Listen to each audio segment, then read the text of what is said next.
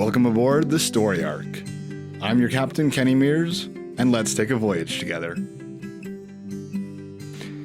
Baba Yaga is a classic figure from Slavic mythology, often known for being a monstrous magical cannibal witch. Her image haunted children for many centuries, and she is known for her chicken house, a walking, sapient house with legs. This delightfully terrifying witch is the subject of today's story, brought to us by friend of the show, Ginger Parkinson. Here's Ginger. Hello, I am Ginger Parkinson, and today I'm going to tell you a story that takes old folktale characters, Baba Yaga and Chicken House, but I've created a whole new story about it. I have been telling stories for over 22 years, and I got into it because I tried to force my children to tell stories. But then I found out that I could tell them, and life has been better since then. So, Baba Yaga and Chicken House. Baba Yaga was a witch. She had iron teeth that clicked and clanked when she ate. She had bony, skinny legs and a round belly and a great big nose, so big that it curved around and almost touched her belly button. And on the side of her nose was two great big nostrils. And every once in a while, the winds would shift, and in those great big nostrils, she would smell sunlight, dirt, sweat, giggles. Children! I must eat children! And she would run into her house and say, "Run, chicken house, run!" Well, Baba Yaga's house isn't like my house or your house. It was a teeny tiny cottage. But, well, that teeny tiny cottage was set upon a set of chicken legs. So when Baba Yaga said, "Run, chicken house, run!" well, Chicken House would pick up her front porch, and she would start to smash, bash, crash through the forest. And the children were playing in the meadow, and they heard the smash, bash, crashing, and they said, oh, it's Baba Yaga, get ready. And the children were prepared.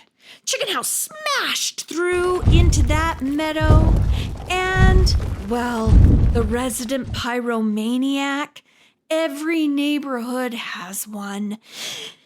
Out of his pocket, he took out firecrackers and matches, and he ran underneath Chicken House's legs and lit those firecrackers when one of the other girls said, "Fox in the hen house! Fox in the hen house!" And the firecrackers started to pop, pop, pop, pop, pop, pop. Fox in the hen house! Fox in the hen house! And I don't know if you know this about chickens, but they are not the smartest animal in the coop. And, well, Chicken House is particularly disadvantaged because, well, they completely cut off Chicken House's brain and put a house there. So with the pop and the yelling and the fox in the hen house, Chicken House got so discombobulated.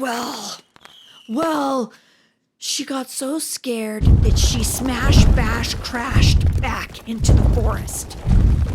When Chicken House finally calmed down enough that Baba Yaga could get out, Baba Yaga, she stomped her bony legs and she gnashed her iron teeth. And she said, "I'll never, ever, ever, ever, ever, ever, ever, ever, ever eat children again. It's just not worth it." And then she pulled on her long nose. But she didn't feel any better. And Baba Yaga meant it. She was never going to eat children again. And, well, she decided she would learn how to make the perfect sourdough bread because Baba Yaga was living during the first world pandemic, and everybody makes sourdough bread during a pandemic. So she learned how to make the perfect crust, just the right amount of flavor. It was golden, it was crispy, it was delicious. But at some point, eating sourdough bread for breakfast, lunch, and dinner, breakfast, lunch, and dinner, breakfast, lunch, and dinner, breakfast, lunch, and dinner, breakfast, lunch, at some point, you just want some protein. And that's when the winds would shift, and in her great big nostrils, she would smell sunlight, dirt, sweat, giggles. Children! I must eat children!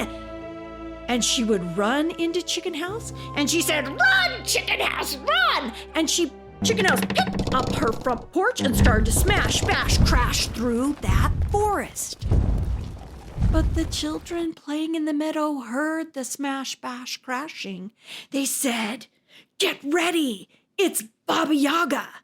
But the pyromaniac grounded for playing with matches one time too many. So they came up with a different plan. The children spread themselves out in the meadow. They all sat on the ground as if they had a nest.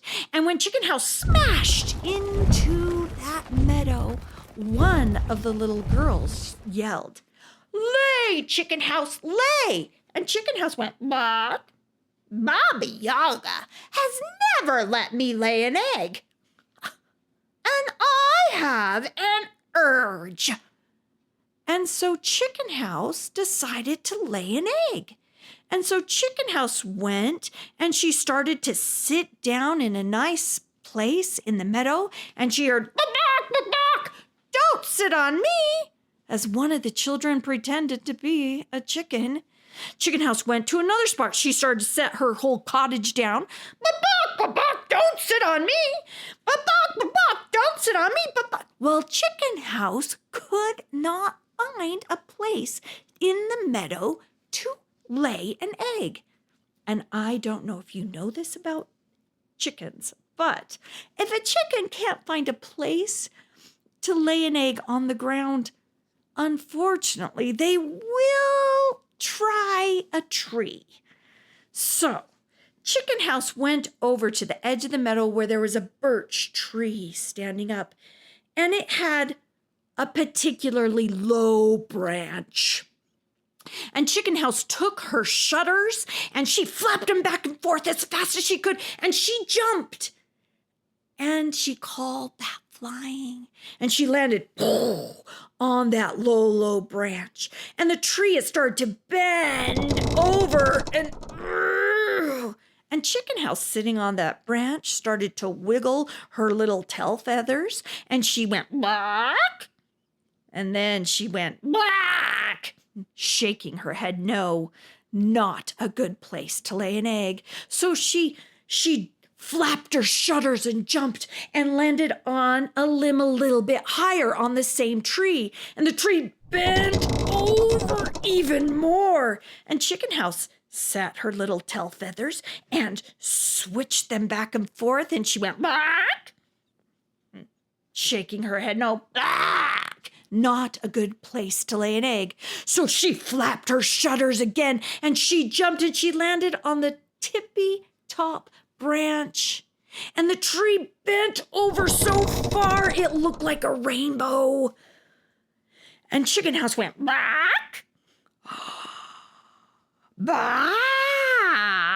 This was the place to lay her egg. And so Chicken House started to lay her egg.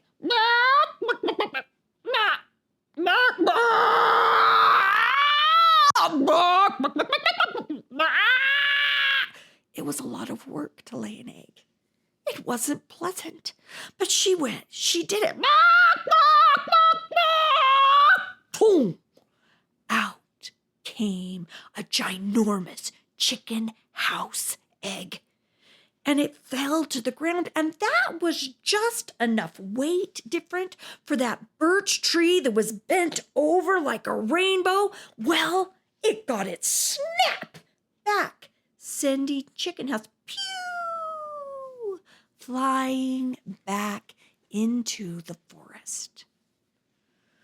Baba Yaga got out of chicken house and she said, "I'll never,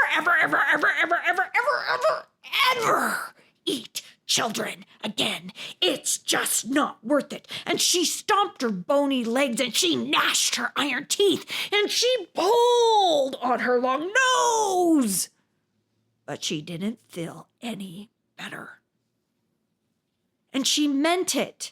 She was not going to eat children anymore. But she also wasn't going to eat sourdough bread. So Baba Yaga decided that she would learn how to make the perfect spaghetti and meatballs. Because everybody loves spaghetti and meatballs.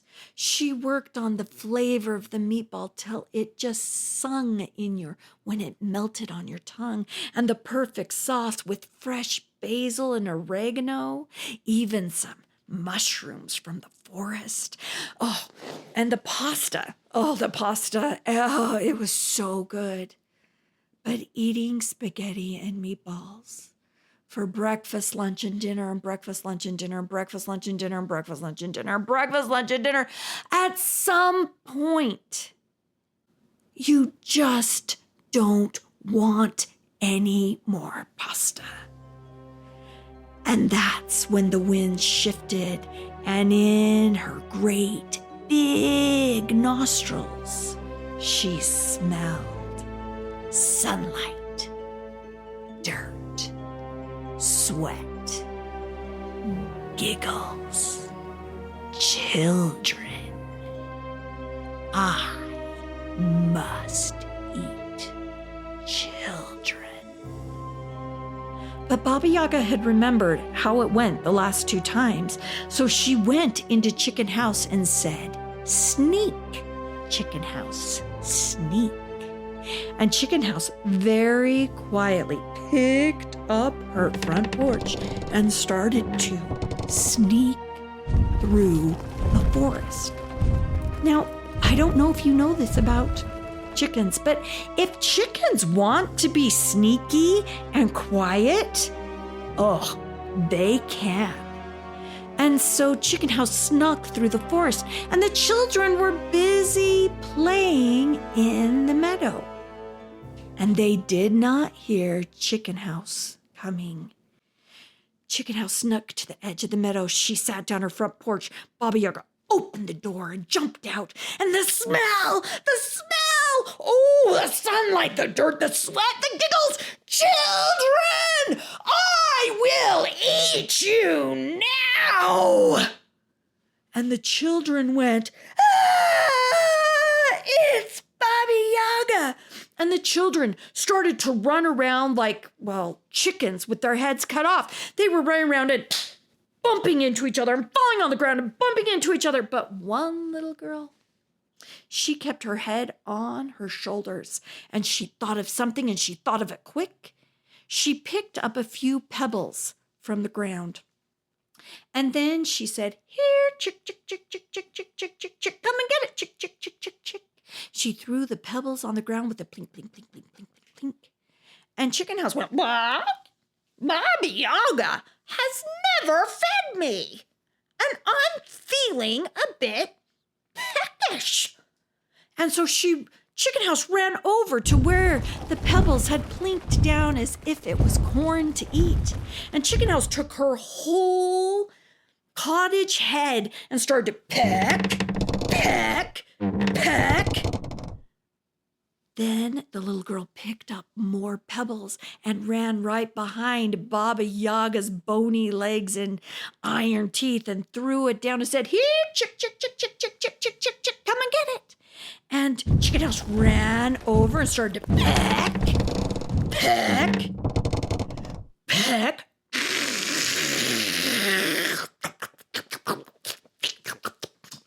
Nom, nom, nom, nom.